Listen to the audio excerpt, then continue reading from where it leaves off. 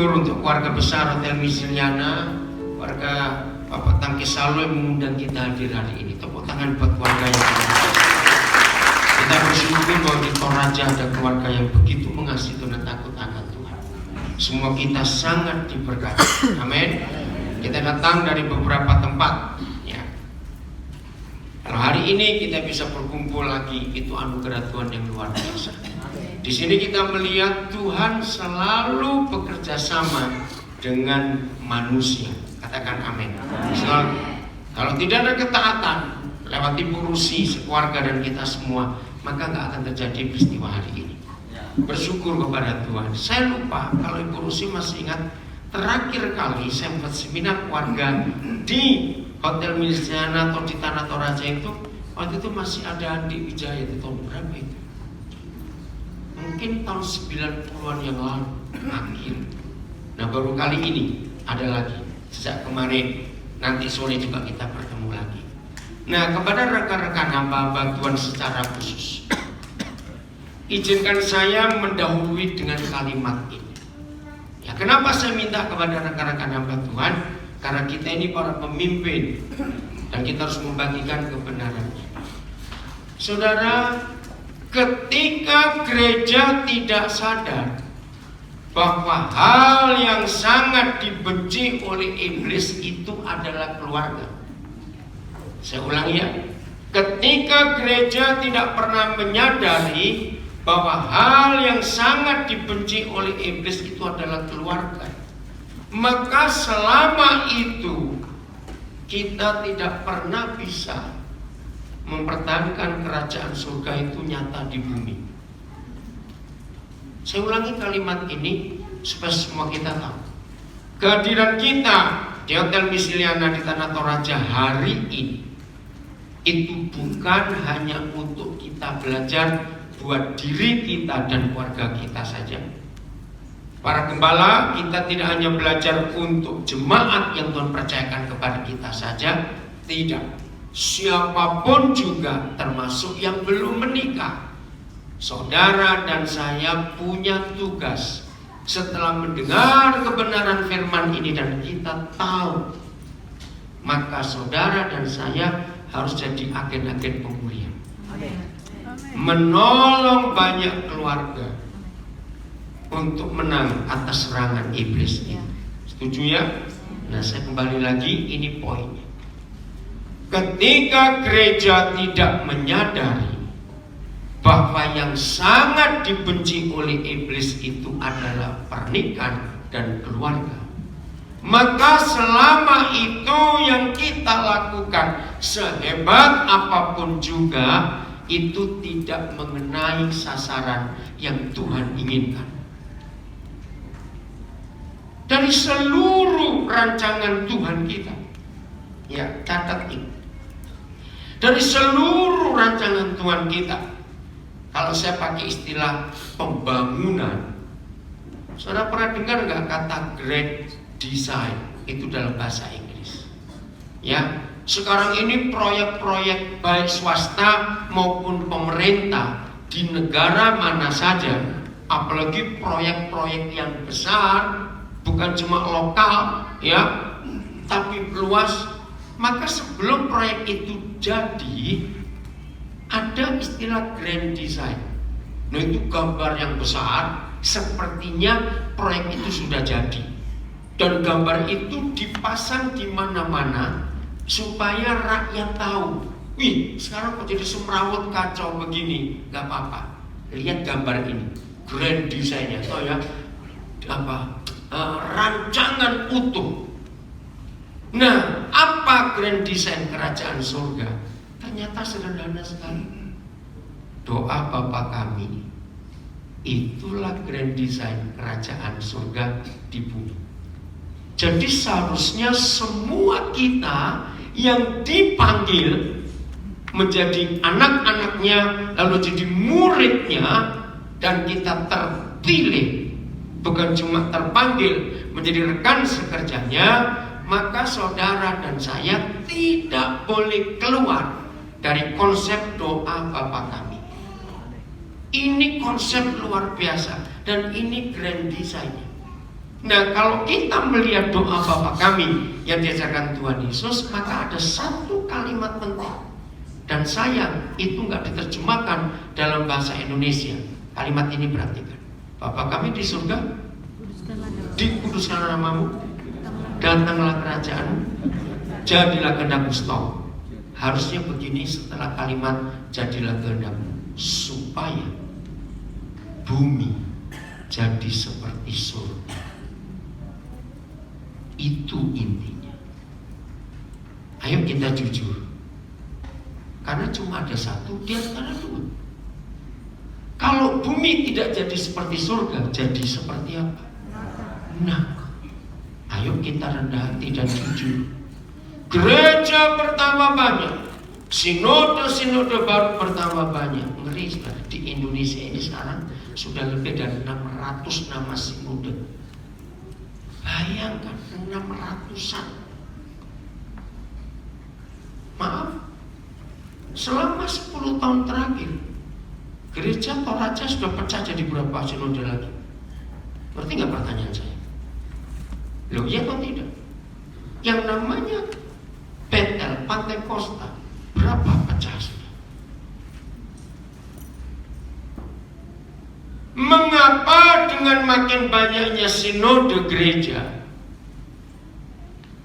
bumi tetap seperti neraka, bukan seperti surga? Boleh nggak saya berkata ini? Loh, saya tanya. Oke, saya kembalikan. Jadi kalau Tuhan kita minta grand design kerajaan surga, itu ingin bumi jadi seperti surga. Karena kalau tidak seperti surga, seperti apa tadi? Nah, neraka. Pertanyaan saya minta semua rendah, sepengetahuan kita sampai hari ini, bumi lebih banyak seperti surga atau seperti neraka? Berarti yang salah siapa? Gereja. Karena Tuhan tidak pernah mempercayai lembaga lain di dunia ini kecuali gereja yang diberi mandat. Dengan kata mandat, hanya gereja yang diberi mandat untuk menjadikan bumi seperti surga. Kalau saya pakai kalimat lain, satu-satunya institusi, satu-satunya lembaga, ngerti ya dua kata ini, institusi dan lembaga, yang diberi kepercayaan oleh pemilik alam semesta untuk memindahkan surga ke bumi, itu hanya gereja. Katakan amin. Maka itu ketika satu-satunya lembaga yang ada di muka bumi ini, ingat, gereja tidak pernah dibentuk oleh pemerintah. Setuju tidak saya ngomong ini? Gereja ini, lembaga ini dibentuk langsung oleh Tuhan Yesus. Amin. Jadi bukan pemerintah, tapi Tuhan sendiri yang membentuk.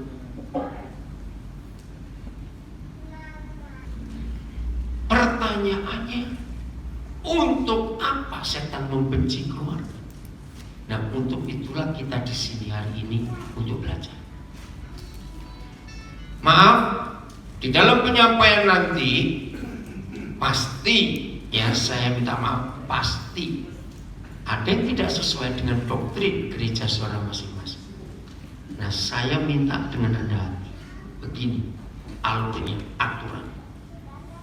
Kalau saya menyampaikan ternyata nggak cocok dengan doktrin gereja saudara, saya minta jangan nggak mau dengar dulu, teruskan dulu.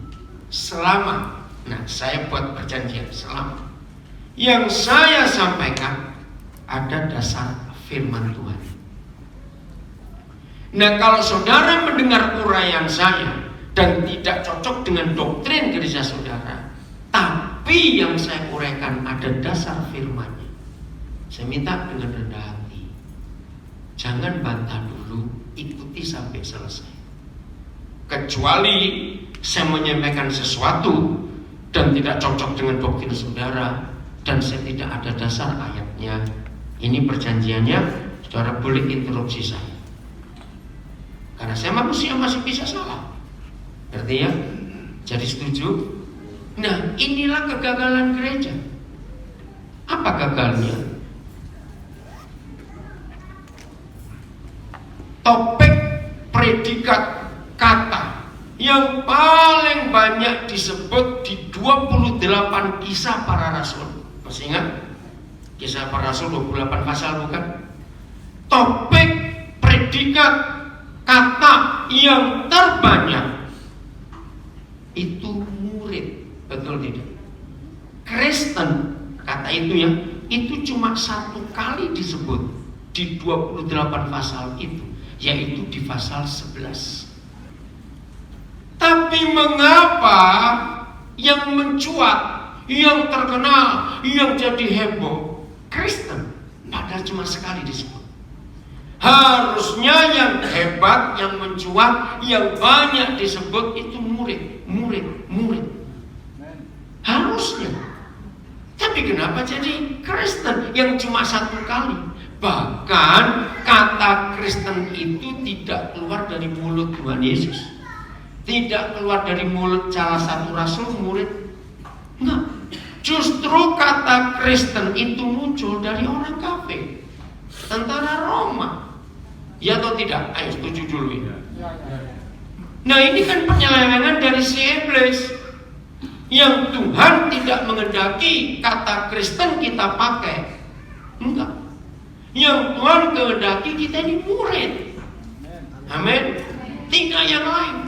Itu kata terbanyak di 28 kisah para rasul. Harusnya semua kita bangga disebut murid-murid Tuhan Yesus. Amin. Ini logikanya. Mendengar kata murid, saudara muncul apa? Begitu mendengar kata murid, jangan bilang makan, awas. Ayo, mendengar kata murid muncul apa di benak kita? Belajar. Loh ya atau tidak? Disebut murid karena suka belajar. Pertanyaan berikut, kalau kita belajar, itu mempelajari hal-hal yang kita sudah tahu atau belum tahu? Betul? Betul? Tidak. Gereja menolak fakta ini. Ketika Roh Kudus memberikan hal-hal baru yang belum gereja tahu, langsung berkata sesat, tidak sesuai doktrin kami, itu goblok. Apa bahasa Toraja goblok? Baga. Coba dengar. Saya kagum di antara semua orang-orang Toraja. Yang saya kagumi adalah Bapak Yonatan Parapat, orang Toraja pertama di Indonesia yang sangat jenius dan diangkat oleh pemerintah kita. Saya nggak tahu sekarang beliau ada di mana, Jakarta atau di mana. Terakhir saya tahu jadi apa, rektor UPH ya. Sampai sekarang masih, saya sudah lama nggak dengar kabar. Bayangkan kalau ada orang Toraja kuliah ke luar negeri, yang paling mendengar dosen mengajar hal baru selalu berkata itu nggak cocok di Indonesia, nggak begitu. Tiap kali ada hal baru nggak cocok, Indonesia nggak begitu. Kira-kira bisa pintar nggak ini orang Toraja ini? Lo coba jawab. Bisa pintar tidak? Karena nggak mau keluar dari doktrin.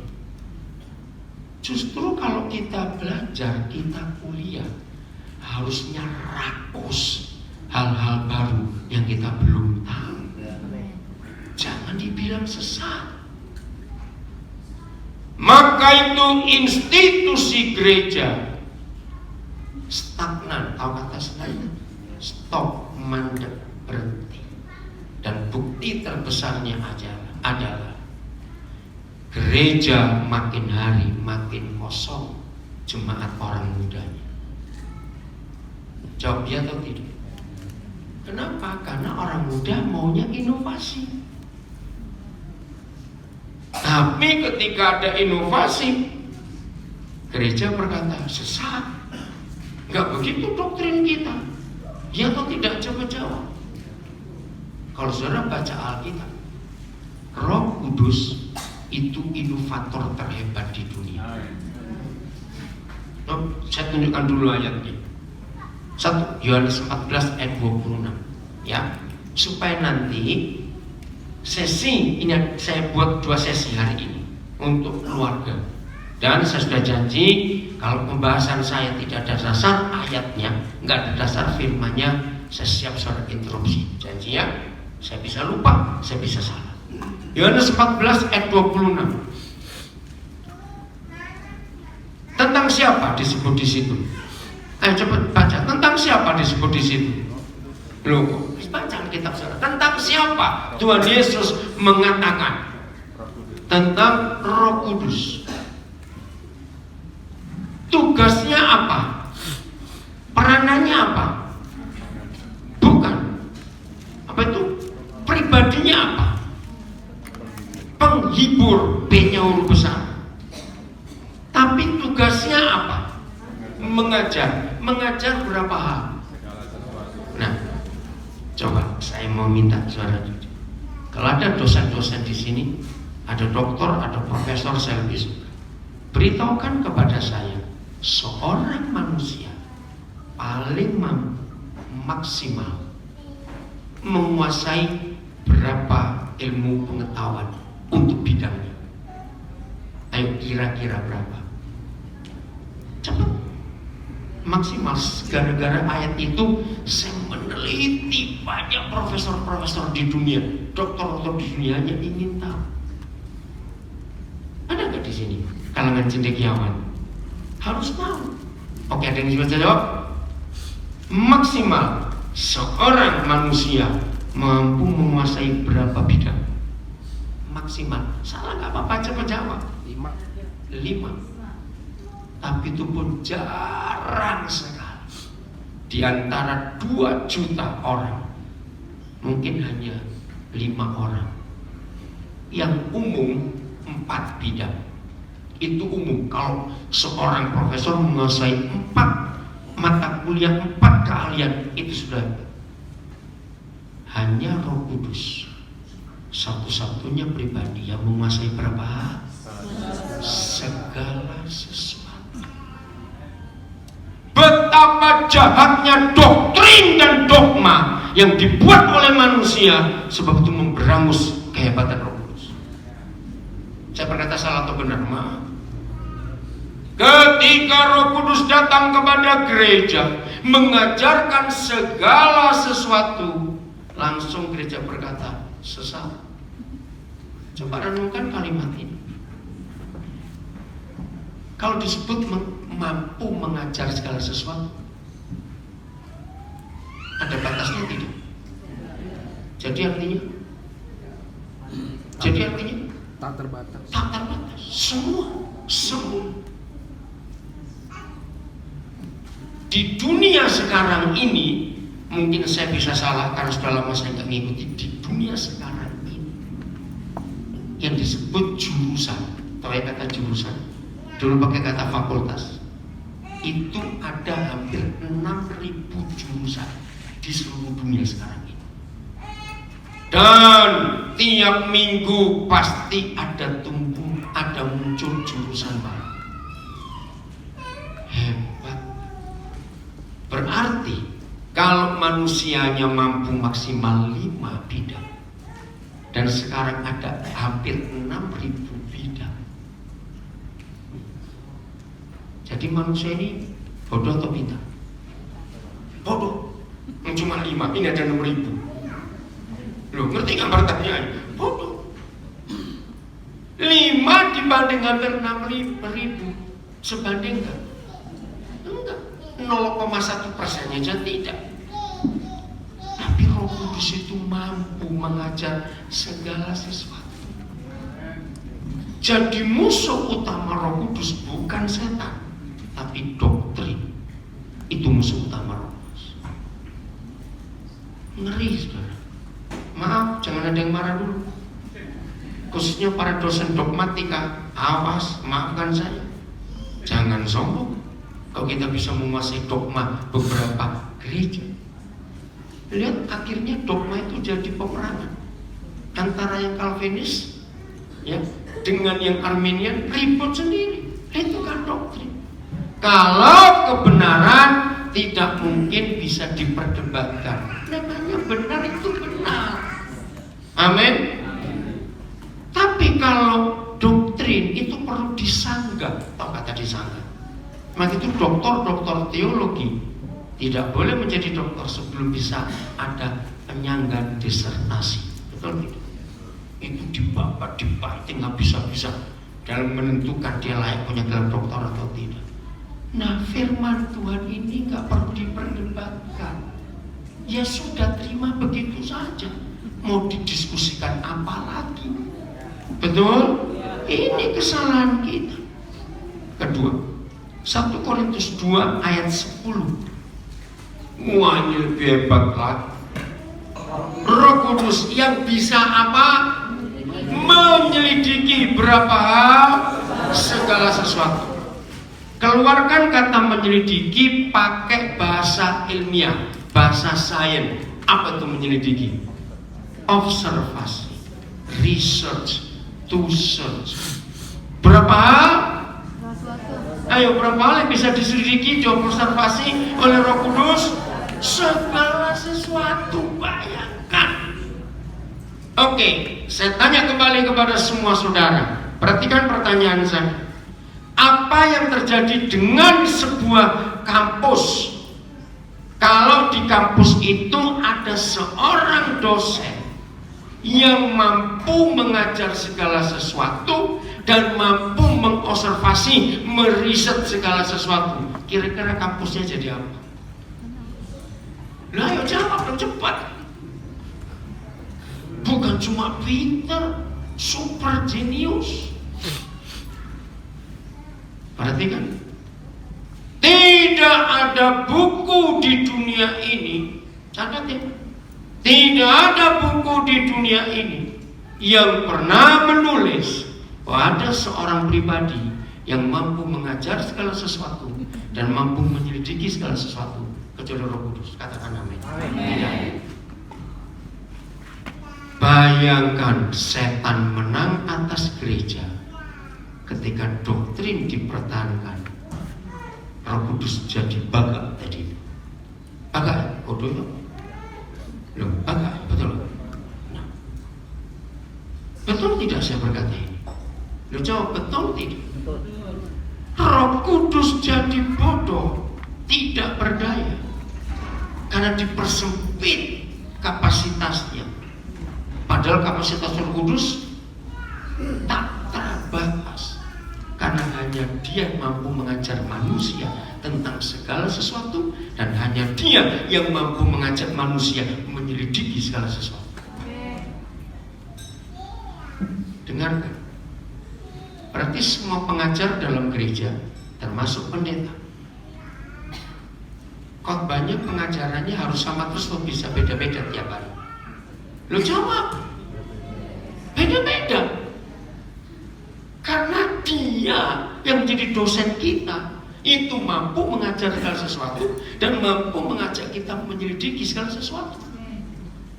Tapi mengapa faktanya begini?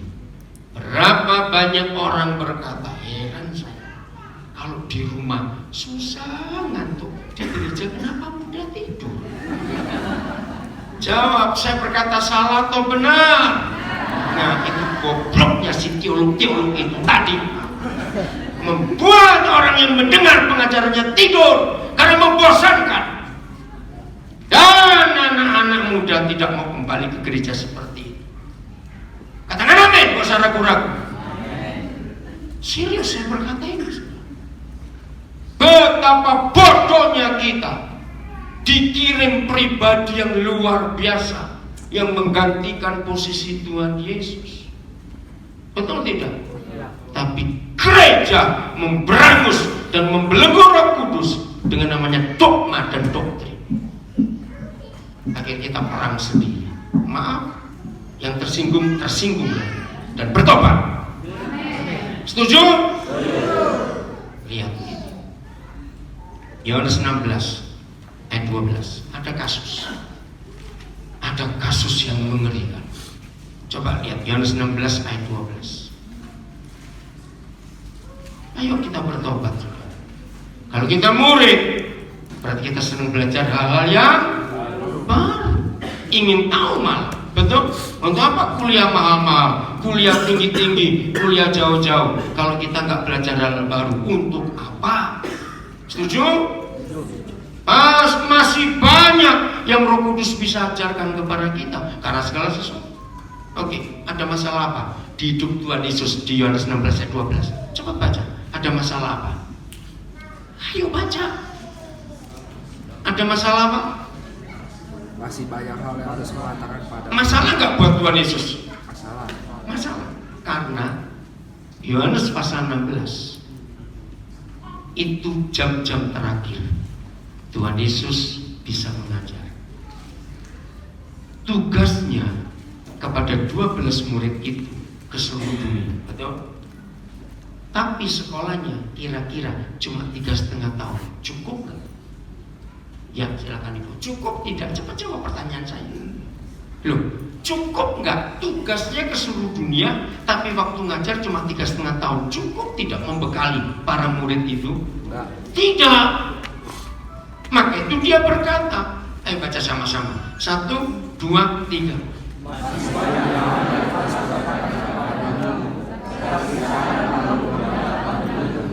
Ini masalah. Masih banyak hal yang aku harus sampaikan kepadamu, yang aku harus ajarkan kepadamu. Tapi waktu. Di peristiwa Yohanes 16 itu waktunya pagi, siang, sore, malam. Ayo jawab. Ayo pagi, siang, sore, malam. Ini pelajaran kitab gak sih? Jawab, pagi, siang, sore, atau malam di Yohanes 16. Oke, gini aja ya. Berarti saudara gak pernah tahu. Yohanes 13, 13, 14, 15, 16. Ya, 4 pasal itu terjadi dari menjelang sore sampai malam di satu tempat. Istilahnya kamar loteng Yerusalem kalau pakai istilah terjemahan lama. Dan dipercaya ruangan itu masih ada di Yerusalem. Dipercaya sampai hari ini. Dan itu nggak penting. Disitulah Tuhan Yesus mengajarkan soal mengampuni, pembasuhan kaki, macam-macam. Itu pasal 13, 14, 15, 16. Hukum yang baru diajar. Nah, pasal 17 dia menjelang masuk ke Getsemani dan gak lama ditangkap. Jadi renungkan, mulai hari ini kalau saudara mempelajari 4 pasal Injil Yohanes ini, itu pasal momen waktu yang sangat mengharukan karena mau perpisahan. Masih ingat ya? Petrus sempat marah, kenapa kamu yang basuh kaki kami? Masih ingat itu semua terjadi di waktu yang bersamaan satu hari itu. Nah, pasal 16 itu malam. Nah, sekarang kita renungkan. Masih banyak hal yang harus kusampaikan kepadamu, tapi waktu tidak cukup. Kalau saya tambahkan begini, aku sanggup mengajar kamu sampai subuh. Masalahnya nyedar sanggup gak? Tidak. Nah, terus gimana cara menyelesaikan masalah ini? Solusinya apa? Ayat 13. Coba lihat, apa kata pertamanya 13? Nah, stop. Apa arti kata tetapi? Menjawab masalah sebelumnya. Apa masalah sebelumnya? Di ayat 12 tadi, cepat balik lagi. Apa masalah sebelumnya? Gak ada waktu. Jadi ayat 12 ada masalah. Masalahnya gak ada waktu. Yesusnya sanggup. Tetapi berarti di selanjutnya kata tetapi berupa apa? Solusi untuk masalah. Betul? Tetapi apa baca? 1, 2, 3. Apabila ia datang, siapa ia itu? Roh kebenaran yang berarti akan memimpin kamu, akan memimpin kita kemana? Ke dalam seluruh kebenaran. Itu saya kagum. Baca sampai selesai.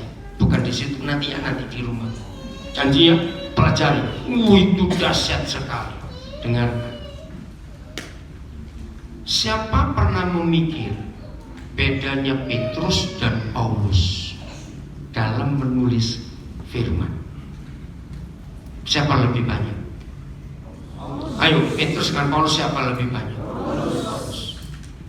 Pertanyaan berikut. siapa yang lebih lama kumpul Tuhan Yesus? Salah.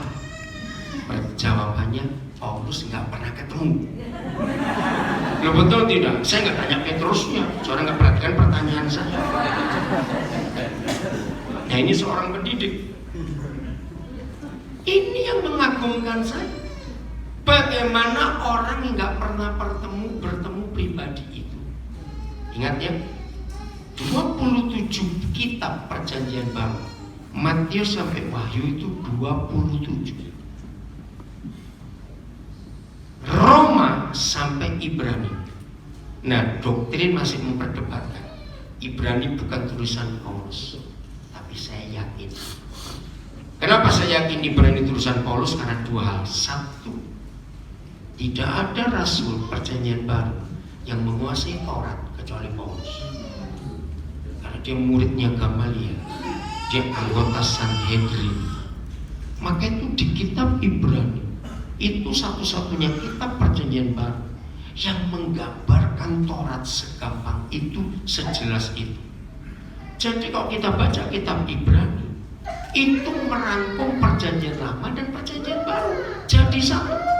Di kitab Ibrani itu kita melihat gambar Yesus yang susah dimengerti di kitab Taurat jadi begitu jelas di perjanjian baru. Betul tidak?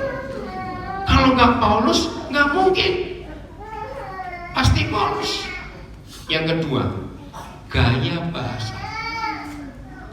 Gaya bahasanya Paulus itu jelas sekali. Ini nggak usah keluar di situ aja, akan tetap dengar. Gaya bahasanya Paulus dalam, maaf, kalau saudara baca tata bahasa ada kata gaya hiperbol. Ngerti? Salah satu contoh, tidak ada penulis perjanjian baru selain Paulus yang banyak pakai kata bahkan. Itu hiperbol untuk memperjelas betapa hebatnya kebenaran itu. Jadi kita nggak perlu ragu. Nah, Roma sampai Ibrani itu 14 kitab. Tadi berapa perjanjian baru? 27. Berarti Paulus tulis berapa persennya? 51%. Orang yang gak pernah jumpa Tuhan Yesus malah memusuhi. Petrus yang kumpul dari awal, Petrus yang menyaksikan sampai kenaikan Tuhan Yesus, cuma nulis berapa kitab? 2. 1 Petrus dan 2 Petrus. Kok bisa? Bahkan saya pernah bongkar. Saya tidak tahu rekan-rekan hamba Tuhan di sini pernah bongkar nggak tulisan-tulisan Paulus. Saya pernah bongkar hanya untuk mencari topik. Kaget. 90% lebih topik yang dibahas oleh Paulus di 14 suratnya itu belum pernah diajarkan oleh Tuhan Yesus. Syok saya. Dengarkan. Kalau Tuhan Yesus pernah nulis buku, saya masih percaya Paulus bisa nulis yang 90%. Tuhan Yesus pernah nulis buku? Tidak. Nah, itu dapat dari mana ini orang? Jawabannya Yohanes 16 ayat 13 tadi. Roh Kudus itu gurunya Paulus yang memampukan dia masuk ke dalam seluruh kebenaran. Itu hebat sekali. 90% lebih kira-kira topik, contohnya tubuh Kristus. Mana Paulus pernah, mana Tuhan Yesus pernah ngajar tubuh Kristus? Karunia Roh Kudus. Mana Yesus pernah ngajar karunia Roh Kudus? Dan banyak lagi yang lain. Kesempurnaan gereja. Kitab Efesus itu kitab kesempurnaan gereja. Mana Tuhan Yesus pernah ngomong? Ada banyak lagi. Jadi di situ saya terjadi pertentangan. Kok bisa dia begitu hebat? Nah, jawabannya ada di Yohanes 16 ayat 13. Roh Kudus. Jelas? Nah, sekarang kita masuk tentang keluarga. Jadi saya harap kalau saudara nggak cocok dengan doktrin yang saudara pelajari apa yang saya sampaikan, jangan bantah dulu, dengar dulu. Karena kita mau belajar hal-hal yang baru, bukan yang lama. Oke. Mengapa keluarga adalah lembaga yang sangat dibenci oleh iblis. Karena ini yang kita akan pelajari. Saya mulai dengan pertanyaan-pertanyaan. Siapa yang tahu lembaga pertama yang dibentuk oleh Tuhan kita di dunia ini itu lembaga apa? Keluarga. Sebelum ada lembaga negara, lembaga pemerintahan, dan lembaga-lembaga yang lain, justru Papa di surga menetapkan bahwa keluarga itu harus dilantik Tuhan. Yang hadir kemarin sore di rumah doa, oh ya tolong Ibu Rusi dan panitia, semua saya khotbah itu saya rekam, baik video maupun audio. Ini alat untuk merekam suara saya. Video ada di situ, ya. Jadi nanti panitia boleh ambil, kopi dan bagikan. Kemarin kita hadir, masih ingat? Saya memaksa saudara. Masih ingat kata itu? Apa yang saya paksa? Masa lupa, awas lupa ya baru kemarin. Belum 24 jam, awas. Apa yang saya paksa? Untuk mempercayai bahwa sumber segala masalah itu di rumah, di keluarga. Serius. Sumber semua masalah itu dari rumah. Sakit penyakit, anak bermasalah, anak bodoh, suami istri perselingkuhan, semua itu di rumah. Maka itu kalau keluarga kita beres, setan itu nggak bisa masuk ke dalamnya. Betul nggak saya berkata? Nah, untuk mengusir Yesus dari rumah kita, ternyata setan sudah punya cara gampang sekali. Dengar kalimat ini. Untuk mengusir Yesus dari rumah kita, dari keluarga kita, setan sudah punya cara gampang sekali. Sebelumnya kita belajar ini. Tidak ada hal lain yang membuat Tuhan tidak hadir di keluarga kita, di hidup kita, kecuali tidak mengampuni. Betul tidak? Begitu hubungan kita dengan orang lain tidak beres, termasuk istri suami kita orang atau bukan? Bisa tanya kok, orang atau bukan? Orang. Nah, begitu kita dua nggak beres, maka Tuhan langsung terusir keluar dari rumah kita. Ini konsep penting. Maka itu mengapa iblis mengganggu suami istri? Apa jengkel kemarin? Makan ikan. Mengapa setan sering membuat suami istri makan ikannya? Saling jengkel. Karena jengkel itu langsung membuat surga pindah dan neraka yang masuk. Nah, itu saya ingin mendengar jawaban semua suami istri dan anak-anak muda pasang kupingnya yang belum menikah. Dan saya minta suami istri jawab dengan suara yang kencang. Dengan jawab kencangnya janji ya. Ternyata tidak ada di dunia ini dua orang yang begitu sering saling menjengkelkan kecuali suami istri. Yang kuat jawabannya, jangan tertawa. Nah, yang belum menikah buka kupingmu. Betul, ternyata menikah itu sulit. Pestanya gampang, bisa ngutang. Tapi menjalankan pernikahan itu enggak mudah. Bahkan satu-satunya ayat di perjanjian lama, satu-satunya ayat perjanjian lama yang Tuhan itu enggak percaya kepada manusia, cuma satu. Tuhan sangat percaya manusia bisa terbang ke bulan, bisa ke Mars. Manusia itu jenius, Tuhan percaya.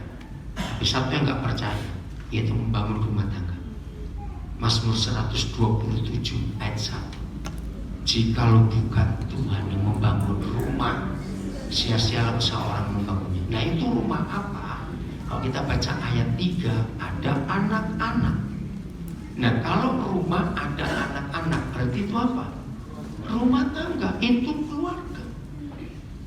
Jadi satu-satunya kekhawatiran Tuhan kita di perjanjian lama adalah menikah. Sekarang bayangkan kalau yang maha kuasa, yang maha dahsyat, maha hebat aja khawatir. Terus manusia menggampangkan pernikahan. Ini teori iblis. Betul? Menikah itu ternyata nggak mudah. Sampai Tuhan aja khawatir, nggak percaya. Begitu anak udah dengar ini, yang hobinya pingin kawin aja, matilah kamu dari daripada rusak rumah tanggamu. Awas, saya punya kalimat yang gak disukai banyak orang. Biar, awas kamu, kalau kamu asal kawin asal beranak kayak babi dan tedong, awas kamu. Dalam nama Yesus, betul. Setuju nggak saya berkata ini? Asal kawin asal beranak saja, tapi tidak membawa anak-anak itu kepada kebenaran. Awas, matilah kamu. Serius. Awal 80-an saudara, saya pernah buat research. Awal 80-an saya tergerak untuk membuat research, membuat penelitian lewat angket tentang keluarga-keluarga. Saya datangi teman-teman saya yang anaknya lebih dari 3 ke atas, yang 2 ke bawah nggak bisa dibuat angket karena cuma 1 atau 2, tapi ya harus banyak. Kenapa? Saya mengundang seorang psikolog untuk membantu saya membuat pertanyaan-pertanyaan. Ternyata angket itu gagal, sebab muncul kasus-kasus yang gak terpikir baik saya oleh psikolog yang saya kerja sama. Begini muncul kalimat terakhir. Kalau begitu buat kalian, dengar ya. Kalian anak-anak lebih suka melihat papa mama ada, tapi tidak berfungsi karena suka bertengkar papa mama itu, atau kalian lebih suka lihat kuburan mereka? Responden saya kira-kira 83% menjawab, kami lebih suka lihat kuburan papa mama. Hancur hati saya. Dengar, ayo kita kembali ke masa anak-anak kita. Apa yang terjadi dengan kita sebagai anak-anak waktu itu? Kalau hampir tiap hari ayah ibu kita bertengkar, capek gak hidupnya? Jawab cepat. Capek. Kita gak suka papa mama bertengkar, gak suka, betul? Itu melukai hati anak. Maka itu mereka menjawab, lebih baik kami lihat kuburan mereka. Saya kaget. Ini yang iblis serang lewat pernikahan, betul? Kan ingin menghancurkan anak-anak. Pokoknya ingat ya suami istri mulai hari ini. Berapa besar, berapa kecilnya pertengkaran kita berdua. Ingat, korban pertamanya pasti anak-anak, bukan tetangga kita. Setuju saya ngomong ini? Nah, akhirnya saya menemukan jawaban. Tahun 70-an itu saya marah kepada anak-anak yang suka berkata begini. Saya minta saudara jawab jujur, siapa yang pernah mendengar anak-anak ngomong begini? Kenapa aku dilahirkan? Oh, saya bilang anak kurang ajar kamu, nggak berterima kasih. Tapi setelah kasusnya makin banyak, saya ke Amerika, saya ke Australia, saya kemana-kemana, lah kok makin banyak? Berarti nggak salah anak-anak ini dong. Akhirnya saya mundur ke belakang, mencari jawaban. Mengapa anak-anak mengeluarkan kalimat, kenapa aku dilahirkan? Wih, jawabannya mengagetkan saya. Dengan papa mama, tidak pernah ada anak-anak sebelum dilahirkan buat proposal ke orang tuanya, tolong dong lahirkan saya. Kita tertawa ya, kalimat ini kita tertawa, tapi ini ada. Maka itu ketika mereka tidak pernah minta untuk kita lahirkan, dan begitu mereka lahir dari antara kita berdua, kita sakiti mereka. Itu sakitnya dalam sekali. Ngerti gak teori ini semua? Lu jawab iya atau tidak? Dalam nama Yesus, papa mama yang masih rajin bertengkar sampai hari ini, matilah kamu. Jangan tertawa. Itu jahat. Setuju? Kalau kita jadi anak-anak capek, stop.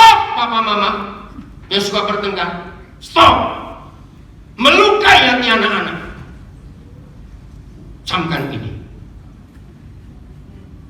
Gara-gara kita suka bertengkar, anak-anak kita gak betah di rumah.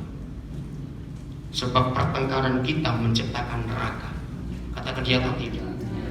Ketika ada neraka di rumah, anak-anak keluar rumah cari surga di terminal, di jalanan, di pasar. Jawab ya atau tidak? Dan apa yang terjadi dengan anak-anak kita kalau mereka di sana? Jawab. Terjadi apa dengan mereka? Jawab cepat. Hancur. Ketika mereka hancur, kita yang marah-marah. Kenapa kamu bikin malu nama Bapak? Goblokmu. Yang bertanya seperti itu. Betul? Siapa penyebabnya anak-anak sampai hancur? Keluar orang tua. Catat itu baik-baik. Maka itu para majelis gereja, stop rapat-rapat organisasi terus. Rapat-rapat masalah kursi, masalah pintu, masalah WC. Stop. Rapatlah untuk membenahi hidup warga jemaat. Itu jauh lebih penting. Catat itu baik-baik. Berapa banyak anak-anak pendeta, anak majelis hidupnya hancur? Ya atau tidak? Coba-coba. Itu karena kesalahan orang. Sibuk di gereja, rasanya hebat, mentereng majelis. Maka itu saya setuju ketika banyak orang menerjemahkan majelis manusia jelmaan iblis. Itu betul. Saya setuju. Karena banyak majelis seperti anggota DPR kita ngobok-ngobok pemerintah, merusak pelayan. Maaf, apalagi yang majelis kaya-kaya, itu perusak gereja dalam nama Yesus. Betul atau tidak? Jawab. Maka itu jangan mengangkat majelis orang kaya, cari yang miskin saja. Serius. Jawab, saya berkata benar atau salah? Nah, bertobat para majelis seperti ini. Mengerikan sekali. Seenaknya para majelis ngatur khotbah pendeta, ngawur saya. Stop. Yang tersinggung itu orangnya. Sudah ketangkap toh, gampang. Jadi kalau saya emosi seperti ini atas nama anak-anak, saudara setuju tidak? Ya sudah. Maka suami istri kamu bertobat dari sebab berkelahi, matilah kamu. Serius, itu buat anak-anak menderita. Stop. Maka itu saya belajar di kitab suci. Harta termulia dalam pernikahan kita bukan deposito, bukan surat tanah, bukan tedong, bukan emas, tapi mengampuni. Catat. Apa harta termulia dalam pernikahan kita? Mengampuni. Siapa harus kita ampuni? Pasangan kita. Jadi lembaga pertama yang dibentuk oleh pencipta alam semesta bukan negara, tapi keluarga. Kenapa? Karena itu wakilnya di dunia. Itu wakilnya dalam keluarga. Apa lawan katanya berkat? Nah, saya kaget melihat Alkitab. Ternyata pintu berkat dan pintu kutuk itu satu. Hah? Kaget bukan? Apa itu pintunya? Pernikahan. Pernikahan yang benar mendatangkan berkat. Tapi pernikahan yang salah mendatangkan kutuk. Ayo kita buka ayatnya. Inilah kata berkat yang pertama kali keluar dari mulut Tuhan. Kejadian 1:28. Catat. Inilah kata berkat yang pertama kali keluar dari mulut Tuhan. Betul? Dan Tuhan ngapain? Baca. Dan Tuhan, ayo, dan Tuhan memberkati mereka. Inilah kata berkat yang pertama kali. Dalam upacara apa? Dalam acara apa? Ayat 28, cepat baca. Ayo, dalam suasana apa? Acara apa itu? Tuhan memberkatinya dalam acara apa? Suasana apa? Cepat. perjanjian nikah. Pemberkatan nikahnya siapa? Adam dan Hawa. Luar biasa. Nah, inilah aturan surga. Setelah diberkati, baru ada hubungan seks. Lihat ayatnya. Jadi hukum surga harus jadi suami istri lebih dulu. Jadi aturan surga harus jadi suami istri dulu, baru jadi papa mama. Itu urutan. Jangan dibalik. Jadi papa mama dulu baru jadi suami istri. Babi itu dalam nama Yesus. Jangan marah kalau saya berkata pakai kata kasar. Gereja harus bertobat. Setuju? Dosa jangan diperhalus. Sampaikan dengan vulgar dan tegas. Setuju? Kalau racun itu katakan racun. Jangan berkata hal lain. Dengar anak-anak muda. Lewat Kejadian 1:28, setan sangat berhasil menghancurkan berkat menjadi kutu. Maafkan saya harus ngomong yang tidak baik. Sebagai gembala dan hamba Tuhan, buat kami, tolong rekan-rekan pendeta, saya nggak kenal semuanya di sini siapa yang gembala, pendeta, hamba Tuhan, tapi dengar kalimat saya. Buat kami para hamba Tuhan, jemaat, dengar ya. Hal yang paling repot, paling capek, paling melelahkan, itu bukan khotbah, tapi membereskan masalah keluarga. Pendeta-pendeta setuju saya ngomong ini? Itu bisa berhari-hari. Ini cuma intermezzo saja. Apalagi waktu mereka pesta kita gak diundang. Itu mereka punya masalah kita dipanggil. Enggak cuma ngomong. Ada gak pendeta yang ngalami seperti saya pernah alami? Nah itu dia. Suatu kali saya sudah capek. Sudah 3 hari. Nah, itu suami itu anaknya teman saya. Jadi papanya si suami ini pengantin laki ini teman baik saya, ayah.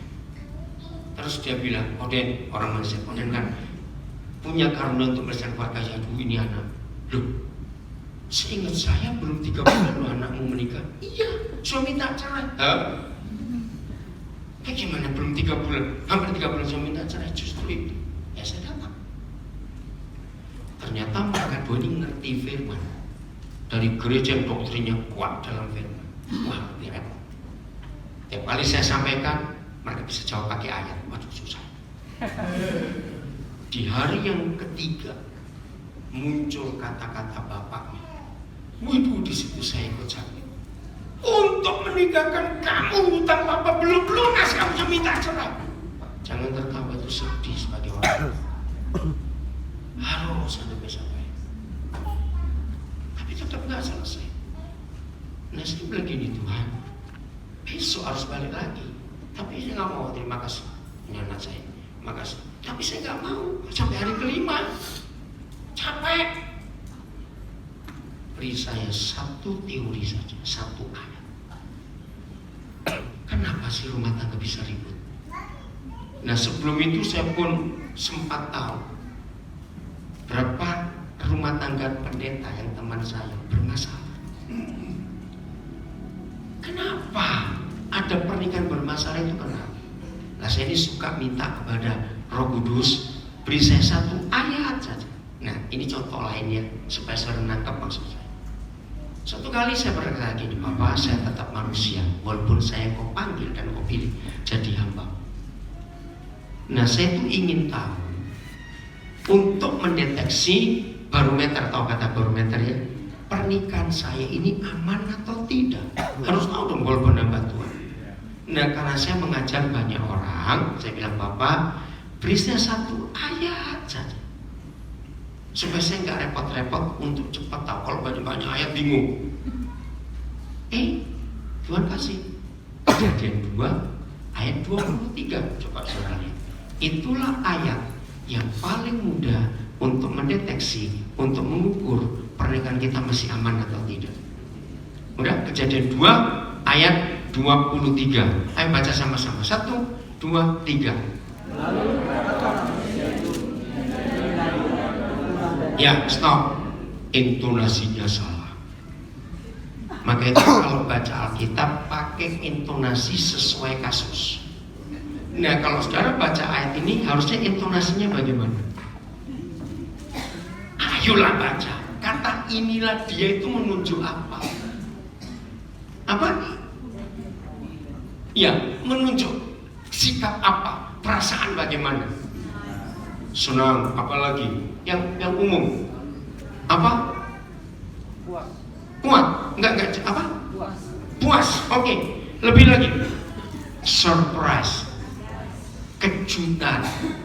Loh, bagaimana Adam enggak surprise?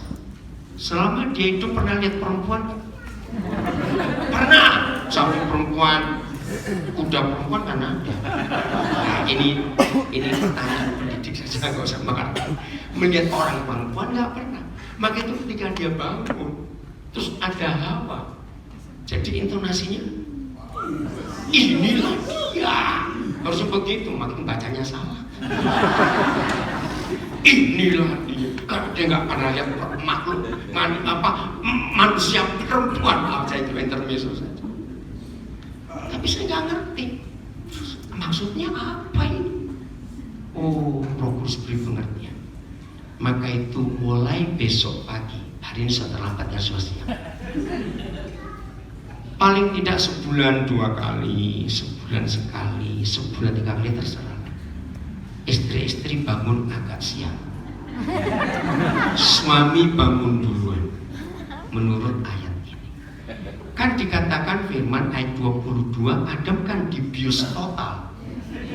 Lu tidur nyenyak itu kan bius total. Kenapa dibius total? Karena ada operasi tulang rusuk. Sudah nggak ngerti saja bicara begini. Nah, kalau operasi tulang rusuk itu jangan bius lokal, kecuali operasi jerawat, istilahnya, ngerti ya? Nah, karena dibius total, maka Adam tertidur nyenyak. Jangan lupa kata nyenyak itu penting. Nggak cuma tidur, nyenyak. Begitu, kan bangun. Terus mulai di samping. Surprise nggak? Nah, besok praktekkan. Istri bangun lambat, suami bangun duluan. Jujur ya para suami. Dan ayat itu saya pakai sampai hari ini. Kalau saya bangun duluan, jujur, waktu menoleh ke sebelah, apa reaksi pertama? Kaget. Kalau dingin,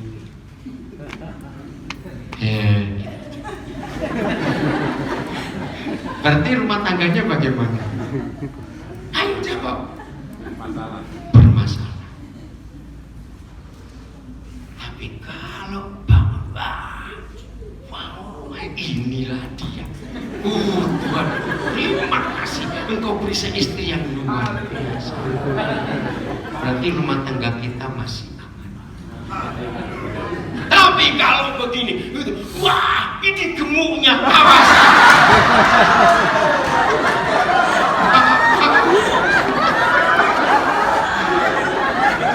Apalagi pakai pikir, kenapa lebih cantik istri sebelah daripada istri? Maka itu ayat itu luar biasa. Maka itu para gembala pakai ayat ini untuk mendeteksi keluarga jemaat. Jadi sesekali pagi-pagi pendeta telepon jemaatnya yang suami-suami, ayo jujur, tadi pagi kamu bangun dan istrimu yang semua bangun. Kalau perlu istri yang ngancam, jujur, papa lihat aku juga tadi pagi. Ayo, nah. Ngerti maksudnya? Itu ayat luar biasa. Nah, sejak itu saya selalu mendeteksi, menjaga, mengecek pernikahan saya masih aman tidak. Kenapa Tuhan memakai bangun pagi? Sebab semua orang yang baru bangun itu masih asli, belum dicek. Ngerti istilah dulu, ngerti tidak? Masih asli toh? Nah, ketika asli itulah reaksi kita bagaimana para suami. Luar biasa. Jadi gampang toh? Nah, itu sekarang kan dunia kedokteran sudah pakai cara itu. Jangan mengobati orang sakit. Itu terlambat. Betul tidak? Tapi harus mencegah sakit dengan cara rajin periksa kesehatan, apalagi yang perempuan. Karena bahaya makanan, begitu banyak kanker payudara, kanker rahim, betul tidak, ngeri untuk yang perempuan. Rajin-rajinlah periksa, serius, daripada kena terlambat. Maaf, mengapa yang kena kanker lebih banyak perempuan daripada laki-laki? Karena obatnya kita langgar. Hati yang gembira adalah obat yang manjurnya, jangan lupa itu penting. Obat yang manjur. Tapi semangat yang patah, stres, putus asa, kecewa, dengki, makani itu sumber penyakit. Nah, antara makhluk laki-laki dan makhluk perempuan, siapa yang suka nyimpan sesuatu? Nah, itu sebabnya dunia kedokteran sudah menemukan penyebab kanker karena tidak mengampuni, karena kecewa, putus asa, stres, khawatir, takut. Stop, saudara. Maka itu ayat itu digenapi. Kenapa orang gila lebih sehat dari yang waras? Betul tidak? Orang gila itu sehat terus, saudara. Berapa tahun saudara merantau, meninggalkan Toraja, balik lagi, dia masih sehat. Karena orang gila gembira terus, nggak punya ATM, nggak punya ATM. Tapi untuk sehat jangan gila dulu, jangan. Pokoknya hati yang gembira itu adalah obat yang manjur, serius. Hebatnya firman Tuhan ini. Nah, kembali kepada masalah Tuhan. Jadi saya minta Bapak beri saya satu ayat saja, supaya kalau saya menyelesaikan masalah keluarga gak lama-lama. Betul, sejak ayat itu diberitahu. Saya kalau menyelesaikan masalah keluarga paling lama itu 30 menit, 40 menit. Kenapa? Karena ayat itu. Ternyata pintu masuk setan ke dalam rumah tangga adalah melanggar Kejadian 1:28. Setiap pernikahan yang seks dulu sebelum ada pelantikan, disitulah pintu kutuk itu masuk. Dan dengar, hampir semua rumah tangga yang saya temui, termasuk rumah tangga teman-teman saya pendeta, penyebabnya di situ. Kok bisa? Nah, saya diberi hikmat untuk ngerti politik. Begini,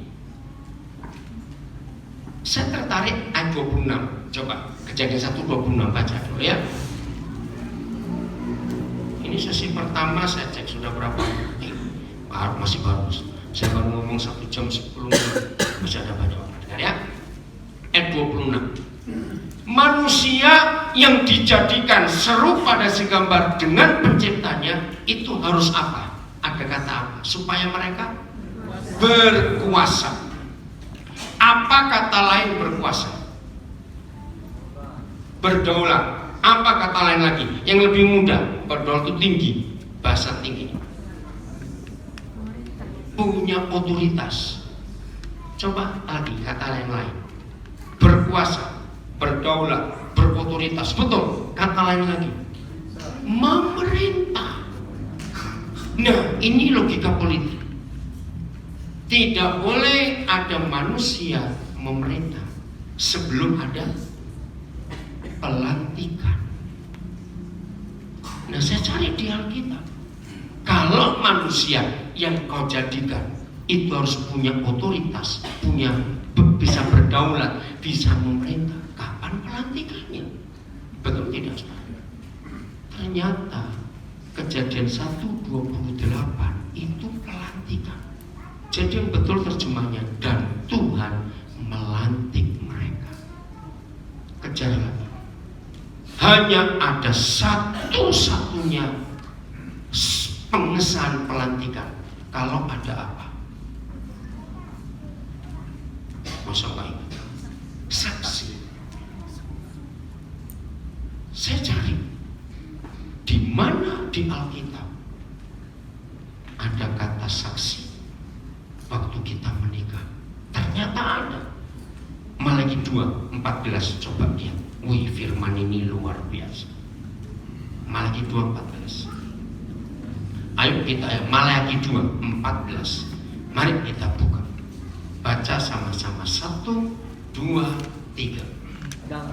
Ulang. Atau belum ketemu? Oke, saya tunggu. Malaki 2:14. Ya, belum. Tunggu, sudah semua? Ya. 1, 2, 3.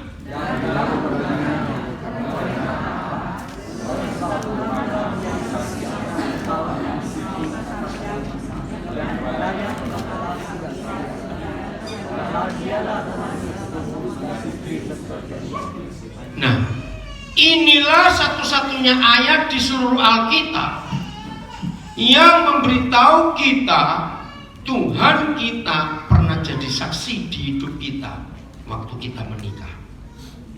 Lu ya atau tidak? Ada banyak ayat di Alkitab. Dia hadir memberkati, menolong, membuka jalan, menyelamatkan. Betul nggak? Ingat Ebenezer? Tuhan hadir kan? Ingat banyak tidak? Waktu Musa di pinggir laut merah bingung, Tuhan hadir. Wih, kuasanya dahsyat. Tapi catat, satu-satunya peristiwa yang maha kudus, yang maha besar hadir menjadi saksi waktu kita apa? Menikah. Dan ternyata semua pernikahan itu harus disahkan oleh negara. Betul tidak? Betul tidak? Dan harus ada saksi. Kenapa? Ternyata ini prinsip Alkitab.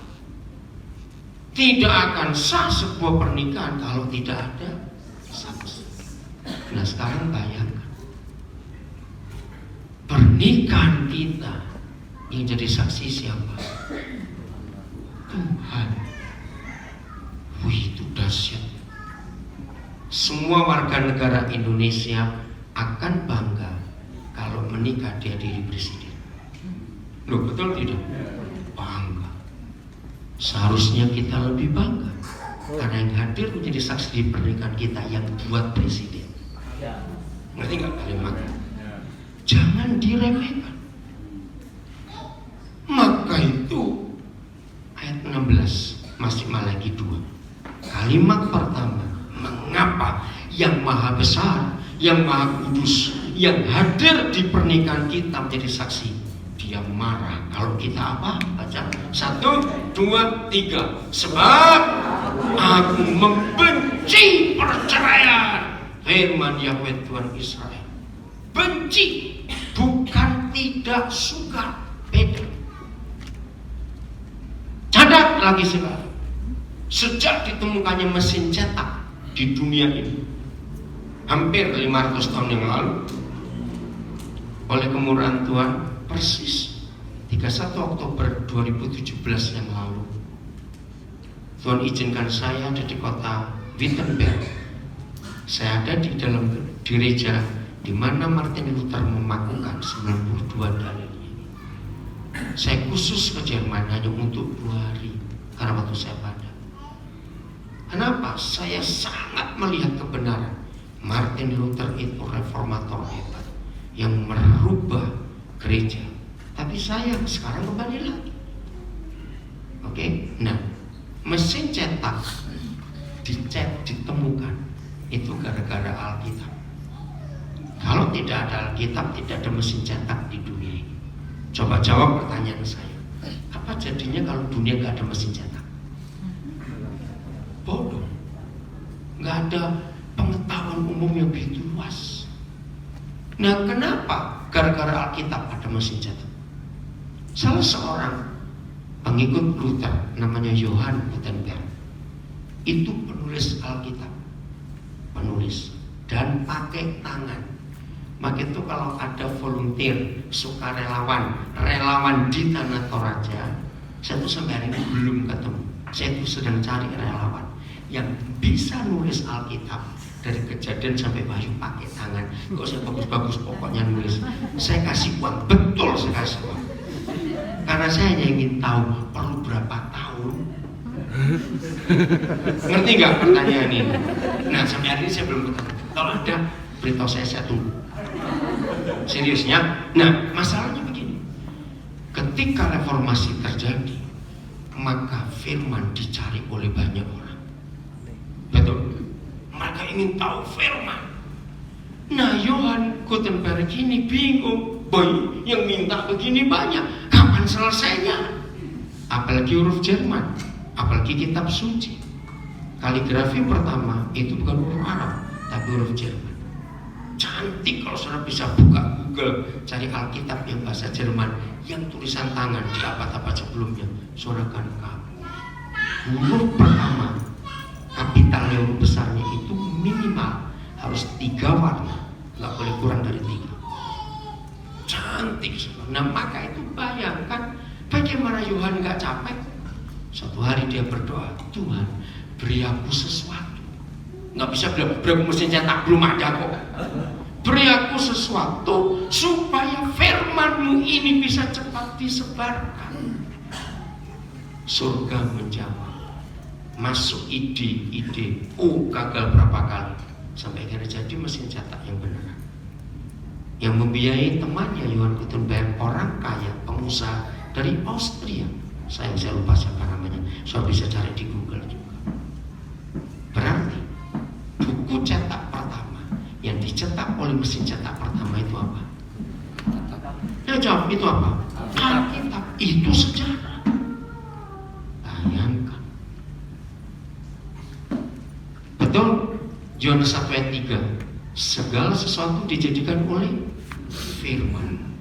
Tanpa firman tidak ada yang jadi. Nah, salah satunya adalah mesin cetak. Luar biasa.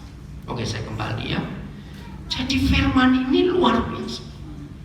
Sejak ditemukannya mesin cetak pertama, hampir 500 tahun yang lalu, sampai hari ini diperkirakan dunia ini sudah punya 6 juta judul buku.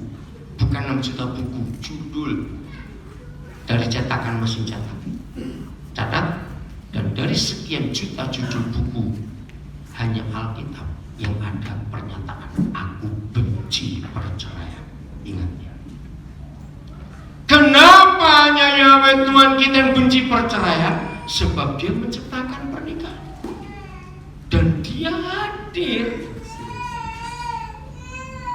Jadi kalau pernikahan cerai menghina saksi kan? Jauh menghina saksi kan?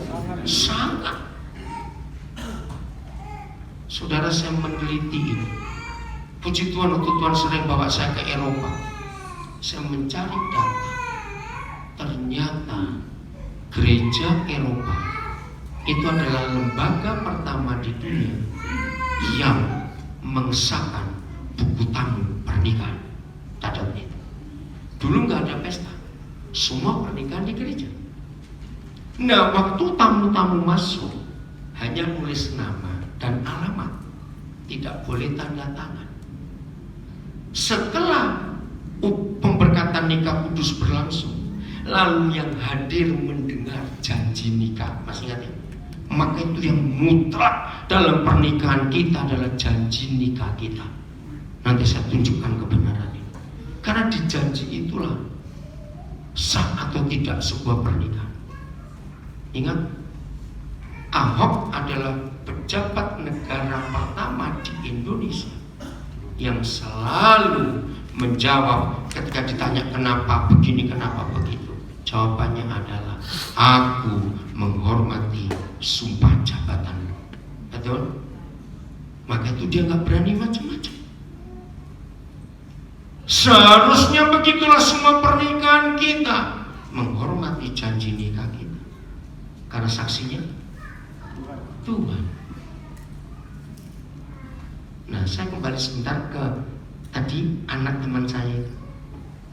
Masuk hari ketiga, Roh Kudus mengatakan, saya bilang, Tuhan, ini sudah 2 hari ini Tuhan, nggak selesai. Besok saya harus balik lagi. Apa saya harus buat? Daniel ingatkan mereka janjinya. Oh iya, kan belum 3 bulan. Itu hari ketiga. Mentah lagi begini. Maka itu sejak hari itu, tolong rekan-rekan pendeta, gembala menikahkan Orang catat peristiwa Malaki 2:14, janji nikah itu penting. Akhirnya saya datang hari ketiga. Kamu semua tahu firman. Ingat gak janji nikah? Wih, dengan gagah perkasa. Suami berkata, ingat. Ya kenapa kamu langgar? Langsung lemes saya. Jawabannya begini. Karena yang janji bukan saya didikte oleh pendeta saya.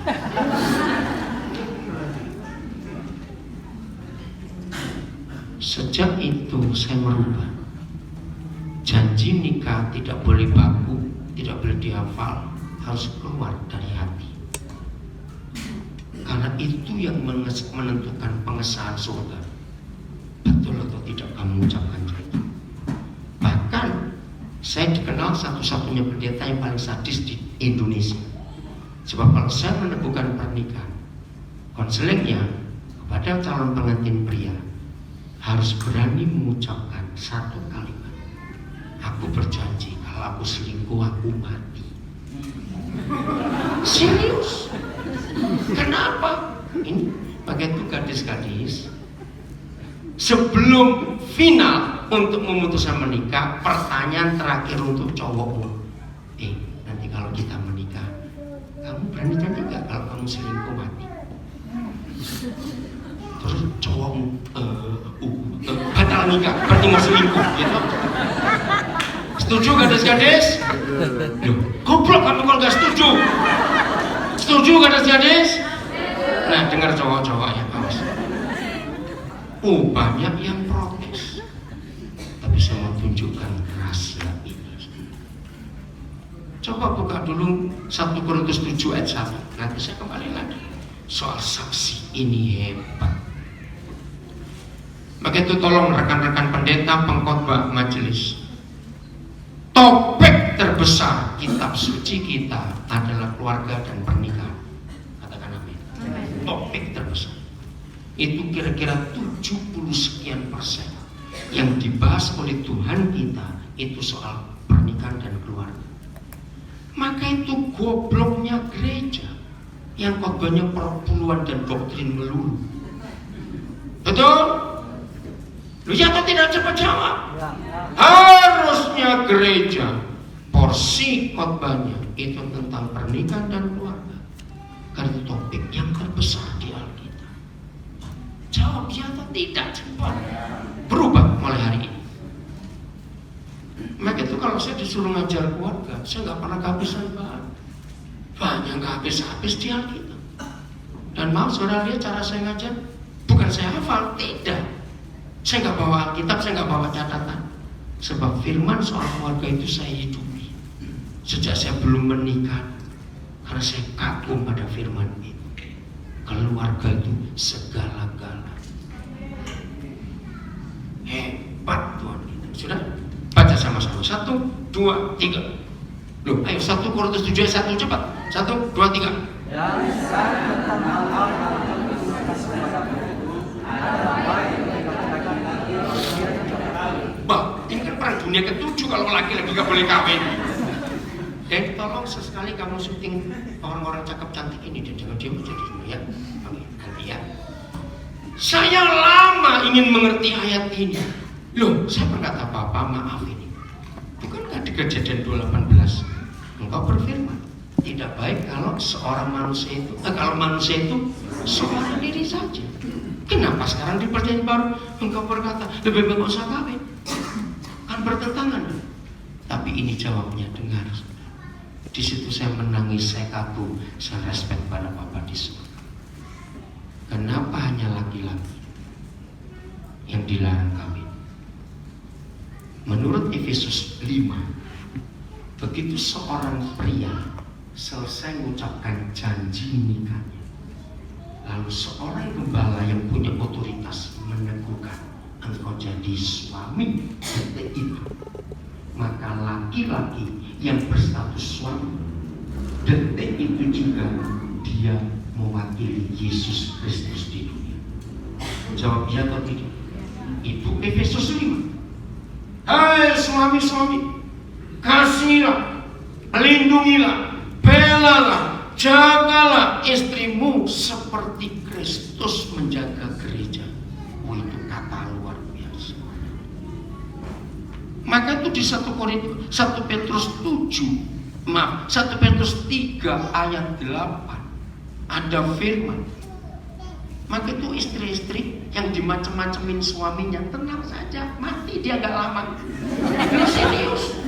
Ingat Nabal? Ya betul tidak? Ingat Nabal tidak?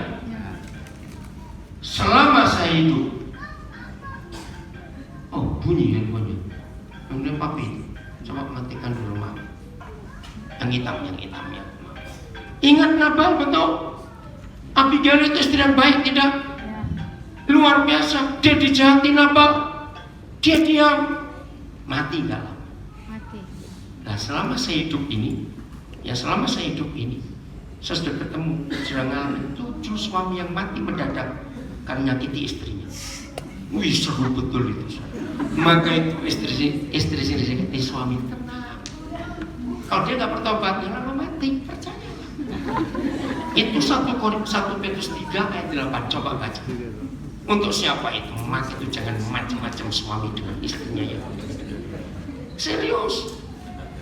1 Petrus 3 ayat 8. Kemarin saya masih nasihatin orang. Kemarin malam di hotel Misiliana ini. Kalau suamimu gila, biar dia yang gila. Sebagai istri jangan ikut gila. Kasihan anak-anakmu ikut 2 orang gila. Lo betul tidak?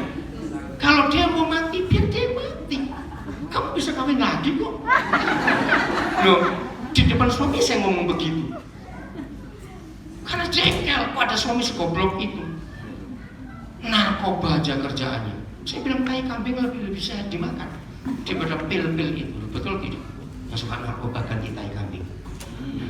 Kok nggak ada yang ngamen sih? Aman. Oke, dengar baik. Sudah baca. 1, 2, 3. Hai. Oh, ayat 7 berarti saya salah, maaf. Ayat 7, maaf.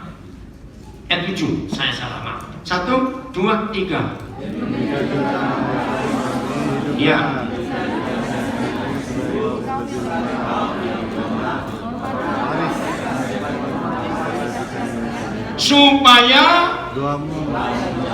Supaya apa? Doanya suami jangan terhalang. Gereja menyetujui doa itu nafas hidup. Betul? Nah, kalau suami nafasnya terhalang, itu bengek, sakit asma akut, dan gak lama pasti mati. Catat itu baik-baik. Wih, ayat ini dahsyat.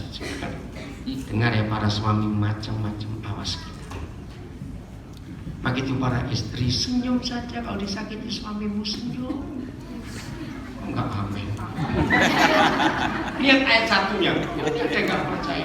Teliti kalau kita batas. Wih, ini kali pertama saya lihat istri senyumnya lebar. Lihat ayat 1. 1, 2, 3. Hai istri-istri, terus tunduklah. Huruf U jangan huruf A. Ini jadi tanduklah suamimu. Bagus. Oke, hai istri-istri apa? Tunduklah pada. Terus, nah supaya diantara mereka yang apa? Tidak taat pada firman. Artinya apa? Jahat, kejam. Tapi terus mereka, nah akan dimenangkan oleh kelakuan istrinya. Ayat 2.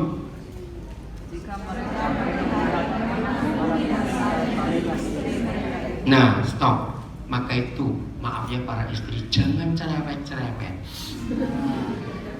Memenangkan suami justru dengan diam. Makin dicereweti, suamimu makin gak pulang, tahu? Maka itu kenapa banyak suami kalau mau pulang, telepon dulu. Kalau pembantu yang terima, ibu saya tidur dulu.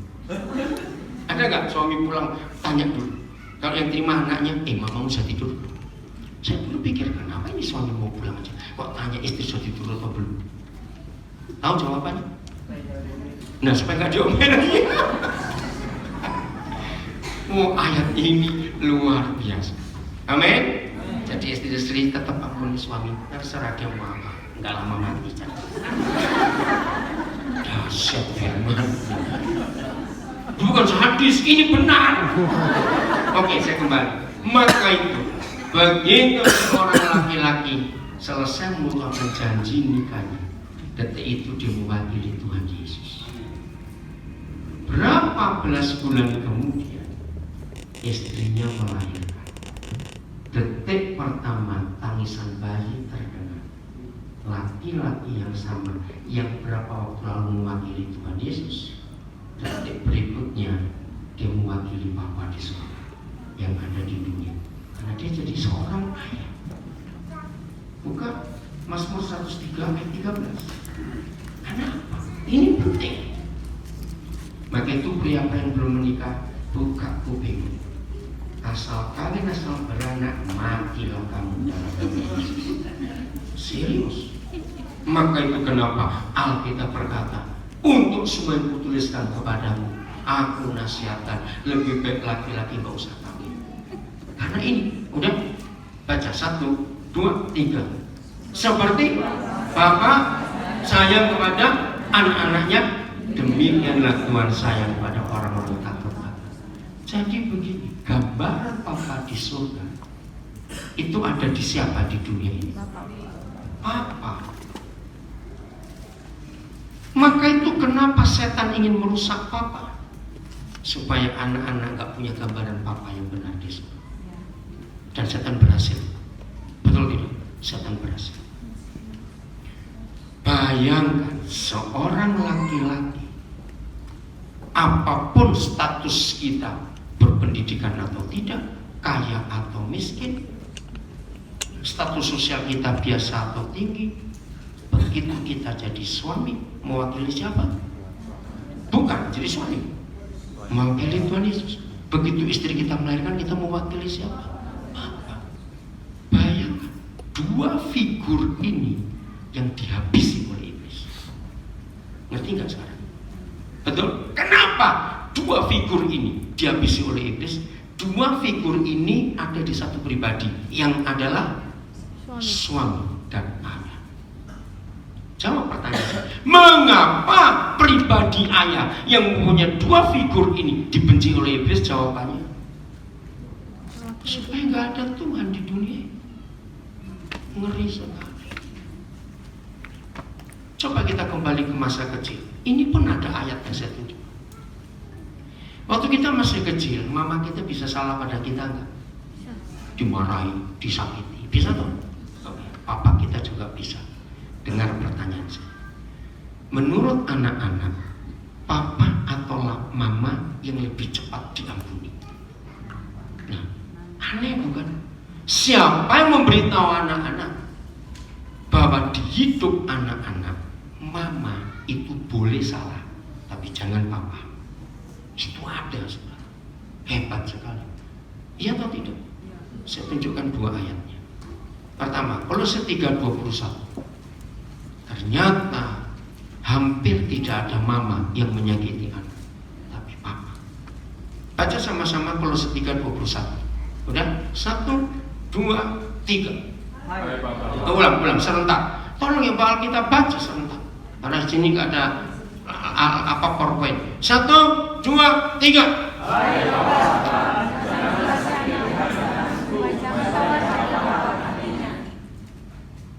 Hai Papa. Jangan tawar hati itu salah terjemahnya.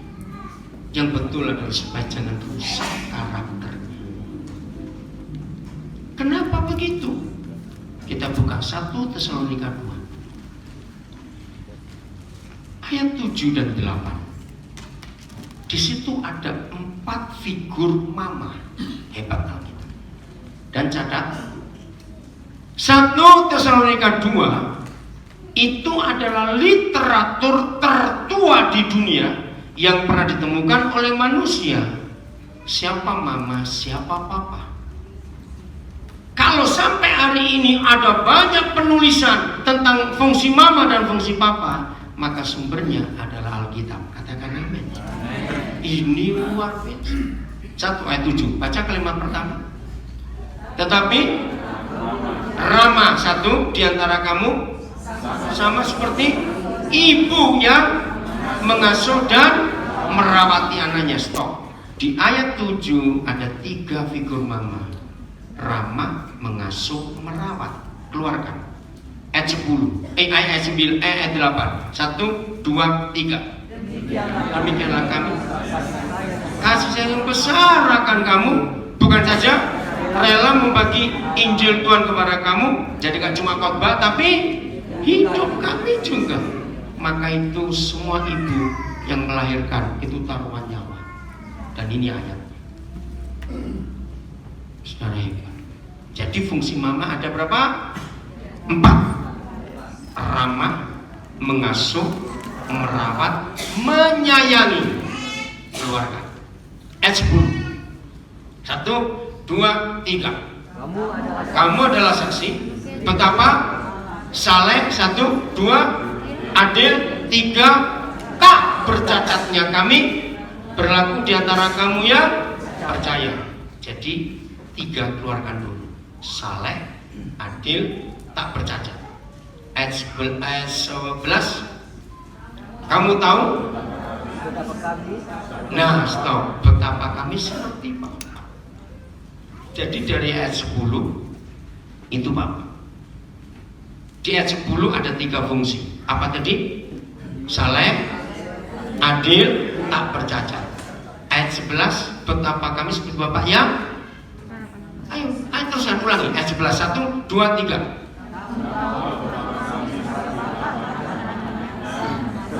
Satu, yang keempat, menasehati. Ya, 2, yang kelima, menguatkan hati. Terus seorang demi seorang. Ayat 12. Meminta dengan sangat. Ganti kata mendisiplin. Oke, saya uraikan dulu. Ada berapa fungsi mama? 4. Apa saja? Ramah, merawat, mengasuh, merawat, menyayangi. Ada berapa fungsi papa? 6. 1, saleh. 2, adil. 3, tak bercacat. 4, menasihati. 5, menguatkan hati. 6, mendisiplin.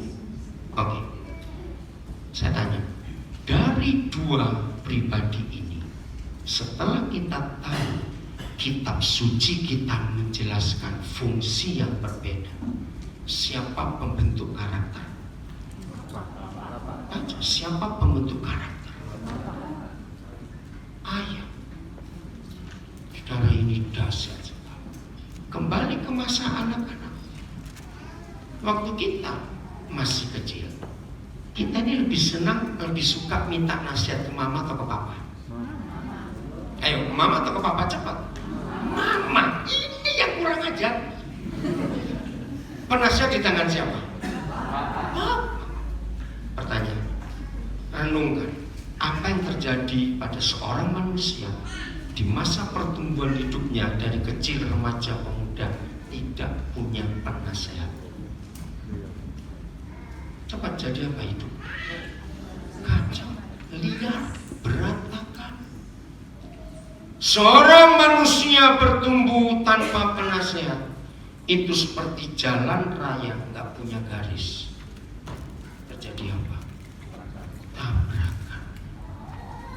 Di sini kita tahu iblis merusak ayah, dibuat tidak pulang-pulang, sehingga ketika anak-anak ada di persimpangan jalan mau kemana, terpaksa mamanya menasihat.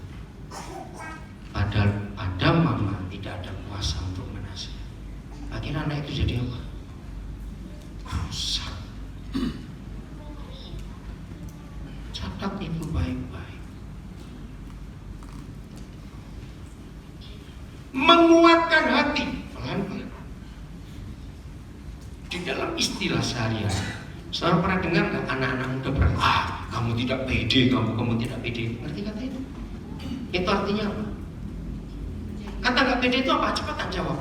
Nggak percaya diri, nggak punya self confidence. Ternyata kehadiran seorang ayah Ketika anak-anaknya mau mencoba ini, mencoba itu, mereka takut.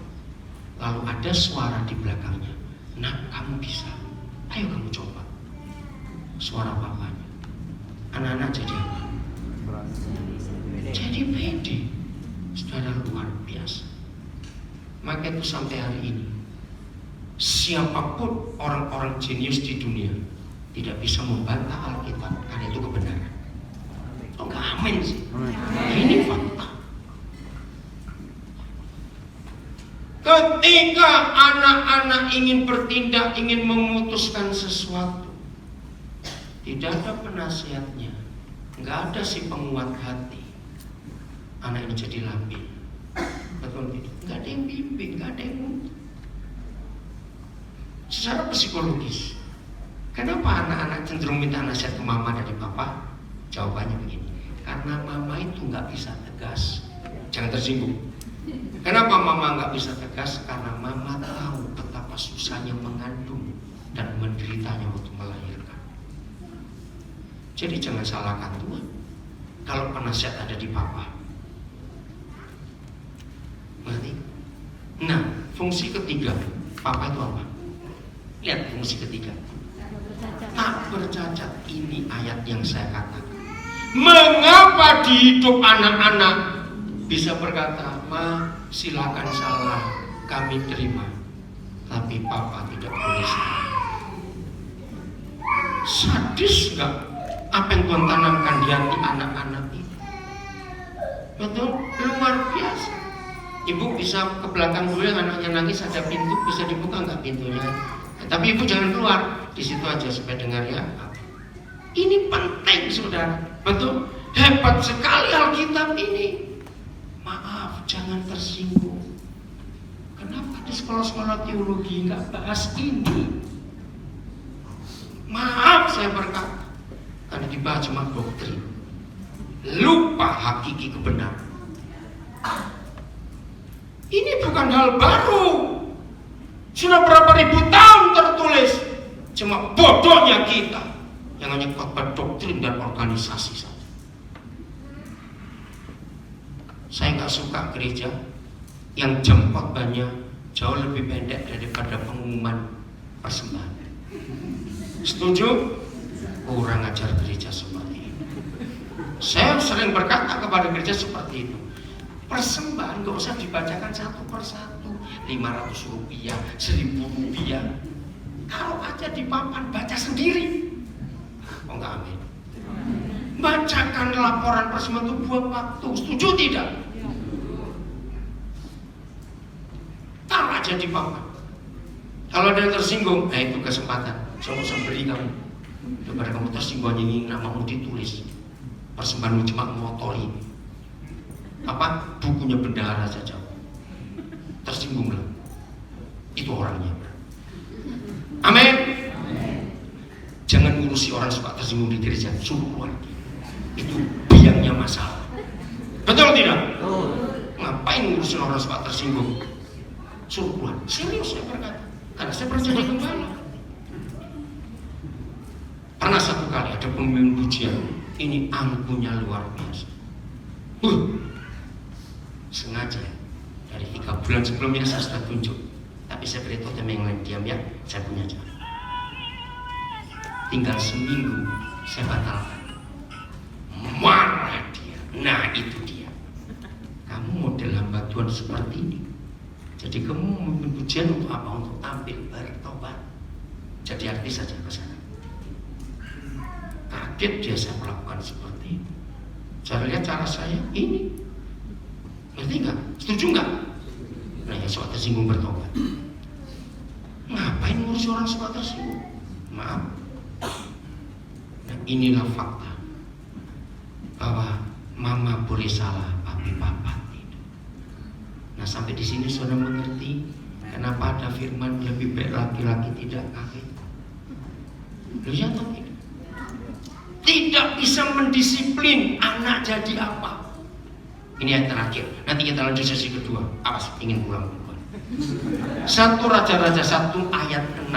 Ternyata ada kasus yang mengerikan di perjanjian lama. Begitu dengar ya bapak-bapak, awas kamu, asal kawin asal beranak matilah kamu. Ingat kata-kata ini, daripada kau menyakiti istrimu dan menyakiti anak-anakmu. Katakan amin. Itu melukai sekali. Udah? Nanti kita belajar di sesi kedua ini yang terakhir. 1 Raja-Raja 1 ayat 6. Ini keluarga yang diurapi, betul? Lo betul nggak? Keluarga anak yang diurapi, anaknya Daud. Tapi Daud salah. Baca sama-sama. 1, 2, 3.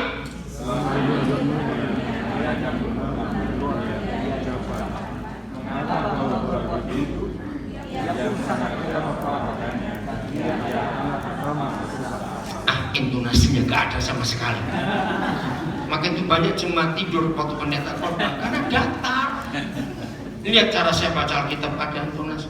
Selama hidup Adonia itu intonasinya. Kali ini penegasan. Ayahnya belum pernah menegur dia dengan kata-kata, kenapa kamu berbuat demikian? Alasannya karena Adonia itu anak pertama laki dan cakep lagi. Maka itu mengapa anak-anak pertama yang laki yang dapat kesayangan dari opa omanya pasti rusak? Karena dimanja, nggak pernah didisiplin. Dan anak-anak seperti itu walaupun sudah menikah, sudah punya anak, tapi masih merongrong orang tuanya. Iya atau tidak? Salah didikan dari kecil. Maka itu Alkitab ini hebat. Jangan khotbahkan Alkitab hanya sebagai buku rohani, kitab suci orang Kristen. Salah. Dia itu buku kehidupan, dia itu buku kebenaran, dia itu buku ilmu pengetahuan dan semua. Lihat cara saya ngajar, enggak nyebut doktrin manapun. Saya utuh, saya khotbah hanya Alkitab tulis. Saya enggak mau nambah, enggak mau ngurang. Dan saya tunjukkan fakta-fakta di kehidupan sehari-hari dan memang ada. Betul? Nah, khotbah pengajaran yang memenuhi kebutuhan sehari-hari, yang dengar pasti nggak capek. Tapi kalau khotbah di awal-awal, saudara Yudea Galilea, ini di Toraja, maaf, ngerti nggak contohnya? Khotbah tentang doktrin dulu, Calvin menulis begini, 500 tahun lalu, pret. Siapa yang ngerti? Maaf saya berkata, lo betul tidak? Siapa yang ngerti? Kita nggak butuh yang 500 tahun lalu, goblok. Yang kita butuh kebenaran hari ini, bukan yang lalu-lalu. Apa yang terjadi dengan hari ini, wah sesuai Alkitab. Maka jemaat akan jadi orang-orang hebat. Selama ini khotbah gereja ngawur, isinya kesaksian-kesaksian yang dibuat-buat. Nggak perlu, tunjukkan fakta. Jadi ketika papa tidak berfungsi mendisiplin anak, menasihati anak, menguatkan hati anak, seperti Adonia, rusak anak. Mari kita kembali kepada firman Tuhan. Amin. Kembali kepada firman Tuhan. Sesi pertama selesai. 1 jam 50 menit saya ngajar. Nggak selesai. Kali ini kebenaran. Tuhan memberkati kita semuanya. Jadilah pelaku. Dan ayo kita benahi rumah tangga kita. Setuju? Istirahat sejenak. Lanjut nanti sesi kedua.